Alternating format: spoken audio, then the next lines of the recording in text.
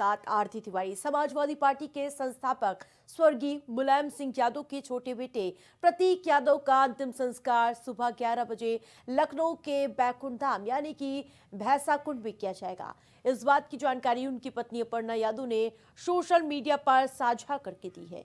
उन्होंने अपने पोस्ट में लिखा, ये परिवार के लिए बेहद ही दुख की घड़ी है और अंतिम संस्कार में सभी की गरिमामयी उपस्थिति प्रार्थनीय है। प्रतीक यादव के निधन की खबर के बाद जहां शोक की लहर दौड़ पड़ी। बताया ये जा रहा है कि अचानक तबियत बिगड़ने के बाद उन्हें लखनऊ के सिविल अस्पताल ले जाया गया, जहां डॉक्टरों ने उन्हें मृत घोषित कर दिया। इस खबर के सामने आने के बाद समाजवादी पार्टी से जुड़े नेताओं समर्थकों में शोक की लहर दौड़ पड़ी।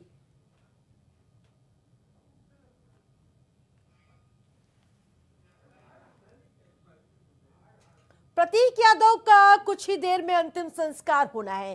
अंतिम यात्रा के लिए गाड़ी को फूलों में से सजा दिया गया है और कुछ ही देर में अंतिम यात्रा विक्रमादित्य मार्ग स्थित प्रतीक यादव के घर में बैकुंठ धाम के लिए रवाना होगी।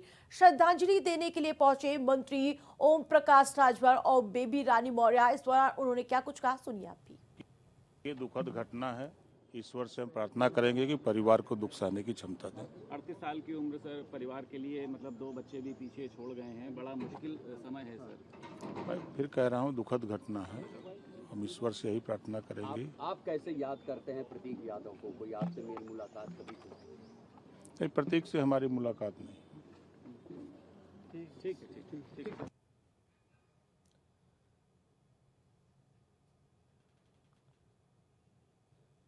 उत्तर प्रदेश के डिप्टी सीएम ब्रजेश पाठक ने कहा कि बहुत ही दुखद घड़ी है। प्रतीक यादव असमय हमारे बीच से चले गए। मैं ईश्वर से प्रार्थना करता हूं कि उन्हें अपने श्री चरणों में स्थान दे, पूरे परिवार को इस असहनीय पीड़ा को सहने की ताकत दे। बहुत ही दुखद घड़ी है। आदरणीय प्रतीक यादव जी असमय हम सबके बीच से चले गए। मैं ईश्वर से प्रार्थना करता हूं कि उन्हें अपने श्री चरणों में स्थान दें और पूरे परिवार को इस असहनीय पीड़ा को सहने की ताकत दें।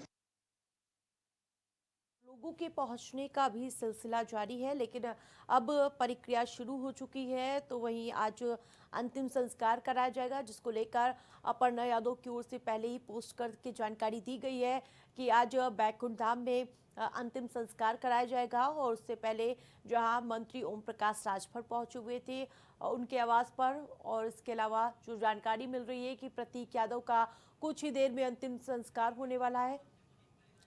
और लगातार हमारे सहयोगी लगातार ग्राउंड जीरो पे मौजूद है। सीधा रुख करेंगे मनीष पालीवाल का। मनीष, क्या कुछ जानकारी मिल रही है? अंतिम संस्कार की प्रक्रिया क्या तेज हो गई है क्या?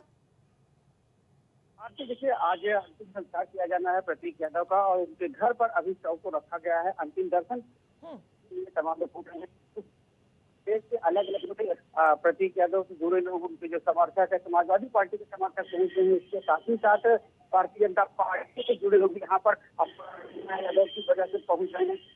प्रतीक यादव का अंतिम दर्शन तो अभी यहाँ पर डिप्टी सीएम ब्रजेश पाठक पहुंचे थे, मंत्री बेबी रानी मौर्य पहुंची थी।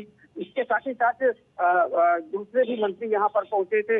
लगातार जो विधायक हैं, सांसद हैं, अलग अलग जिलों से, उसमें भारतीय जनता पार्टी, समाजवादी पार्टी के, कांग्रेस पार्टी के भी या बहुजन समाज पार्टी, हर पार्टी के लोग यहाँ पर पहुंच रहे हैं घर पे और वो अपर्णा यादव से यहाँ मुलाकात कर रही है, अपनी शोक संवेदना प्रकट कर रहे हैं। और बात करें अंतिम संस्कार की, तो अंतिम संस्कार यात्रा निकल दी है, उसकी तैयारियां लगभग पूरी हो गई हैं।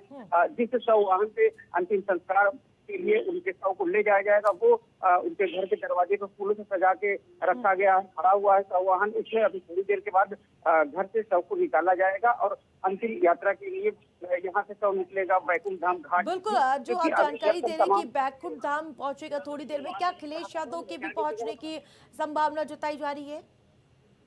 बिल्कुल, अब देखिए अखिलेश यादव पोस्टमार्टम हाउस पर भी पहुंचे थे। उसके बाद कल शाम को यहाँ पर घर भी आए थे, वो अपर्णा यादव से मिले थे। उसके साथ ही साथ डिम्पल यादव भी थी, उनके बच्चे भी थे और शिवपाल सिंह यादव आए थे। तमाम जो समाजवादी पार्टी से जुड़े नेता हैं, मुलायम सिंह यादव के परिवार के लोग हैं, धर्मेंद्र यादव जो सांसद है वो भी पहुंचे। पार्टी और परिवार के तमाम लोग यहाँ पे पहुंच रहे हैं और अखिलेश यादव पोस्टमार्टम हाउस गए थे, घर पे भी आए थे। तो ऐसा माना जा रहा है कि अभी जब बैकुंठ धाम में अंतिम संस्कार होगा तो उसमें भी वो शामिल होंगे। और इसके साथ ही साथ दूसरे भी जो नेता हैं वो और समाजवादी पार्टी से जुड़े तमाम लोग, साथ ही साथ मुलायम सिंह यादव के परिवार से जुड़े लोग घर पहुंच रहे हैं और अंतिम संस्कार में भी पहुंचेंगे। अभी घर पे क्योंकि जो अंतिम दर्शन करने वाले लोग हैं उनकी भीड़ है, लगातार लोग आ रहे हैं, कि जान पहचान के लोग हैं, परिवार के लोग हैं, रिश्तेदार हैं, पार्टी के लोग हैं, वो सब यहाँ पे पहुंच रहे हैं अंतिम दर्शन करने के लिए प्रतीक यादव का। तो इस वजह से अभी शव घर पे रखा हुआ है और जिस समय तय किया गया है कि 11 बजे यहाँ से शव को निकाला जाएगा। अंतिम यात्रा जो होगी उसकी शुरुआत होगी घर से और बैकुंठ धाम तक जाएगा। तो अभी माना जा रहा है कि अभी 1 आध घंटे का यहाँ पे समय लगेगा, फिर उसके बाद शव यहाँ से बैकुंठ धाम के लिए निकलेगा। बिल्कुल, इस समय मौजूदा स्थिति क्या कुछ हलचल देखने को मिल रही है? क्या प्रक्रिया के लिए तेजी देखने को मिल रही है क्या? क्योंकि 11:30 बजे होना है अंतिम संस्कार। 11 बजे तक का ऐसा अनुमान है कि समय दिया गया था कि 11 बजे संस्कार के लिए वहाँ पहुंचेंगे, लेकिन जो तमाम लोग हैं, समर्थक है, वो घर पे पहुंच रहे हैं, अंतिम दर्शन कर रहे हैं।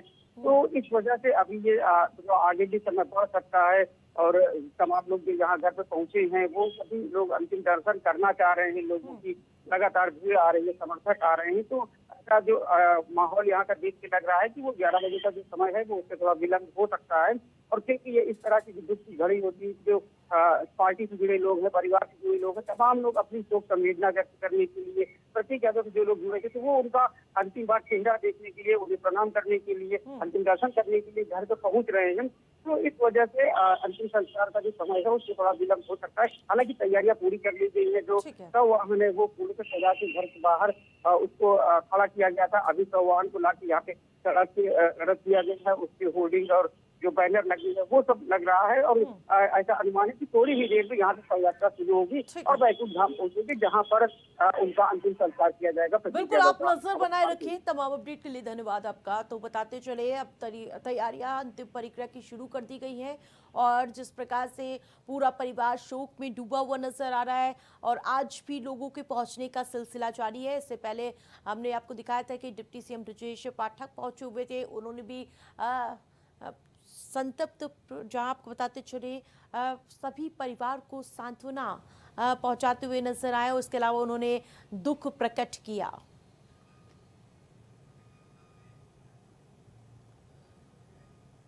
राजधानी दिल्ली में आज नीट पेपर लीक मामले को लेकर राजनीतिक हलचल तेज हो गई। बताते चले, आम आदमी पार्टी के स्टूडेंट विंग एनटीए कार्यालय के बाहर बड़ा प्रदर्शन करेगी। जानकारी के मुताबिक ये प्रदर्शन दोपहर 1 बजे आयोजित किया गया है।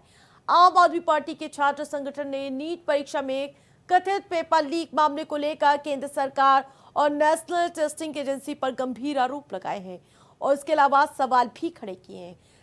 प्रदर्शन के दौरान छात्र संगठन परीक्षा प्रणाली में पारदर्शिता और निष्पक्ष जांच की मांग करेगा।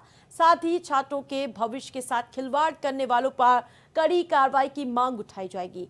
पेपर लीक के आरोपों के बाद देश भर में छात्रों, अभिभावकों के बीच नाराजगी लगातार बढ़ती जा रही है।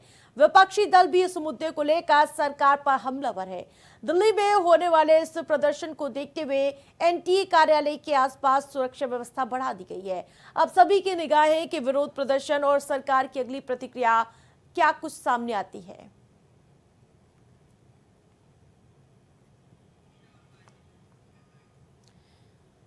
नीट पेपर लीक के बाद युवाओं से अरविंद केजरीवाल की अपील पर भाजपा के राष्ट्रीय प्रवक्ता प्रदीप भंडारी ने कहा कि अरविंद केजरीवाल अपनी अराजक सोच के साथ भारत के लोकतंत्र को भीड़तंत्र में बदलने की कोशिश कर रहे हैं। वो युवाओं को गुमराह कर रहे हैं और ये कह रहे हैं कि जैसे लोकतंत्र त्राही नेपाल और बांग्लादेश में हुआ, ठीक वैसे ही भारत के अंदर होना चाहिए। इससे उनका असली चेहरा सामने आ गया है कि एक शहरी नक्सली है जो राजनीतिक अवसरवाद और सत्ता की भूख से प्रेरित है। केजरीवाल के लिए राष्ट्रहित का कोई महत्व नहीं है। वो अपने निजी फायदे के लिए लोकतंत्र को हमेशा के लिए नुकसान पहुंचाते आए हैं, लेकिन भारत के युवा उनकी इस चाल को समझ गए हैं। क्या कुछ कह रहे प्रदीप भंडारी, सुनिए आप। एनार्किस्ट अरविंद केजरीवाल, जिनकी मानसिकता अराजकता वाली है, वो देश के लोकतंत्र को भीड़तंत्र में बदलने का प्रयास कर रहे हैं। शीशमहल में रहने वाले अरविंद केजरीवाल देश के युवाओं को भड़काने का प्रयास कर रहे हैं और ये कह रहे हैं कि जैसे लोकतंत्र त्राही त्राही नेपाल और बांग्लादेश में हुआ, ठीक वैसे भारत के अंदर होना चाहिए। इससे ये साबित होता है कि अर्बन नक्सली अरविंद केजरीवाल अपनी राजनीतिक अवसरवादिता के चलते, because of his political opportunism, गद्दी में आने के संबंध में, सत्ता में आने के लालच में देश के युवा की बलि चढ़ाना चाहते हैं। वो चाहते हैं कि देश का युवा सड़क पे आए और देश का युवा भारत के लोकतंत्र को, जैसे नेपाल और बांग्लादेश के अंदर उस लोकतंत्र पर प्रहार हुआ, ठीक वैसे वो भारत में चाहते हैं।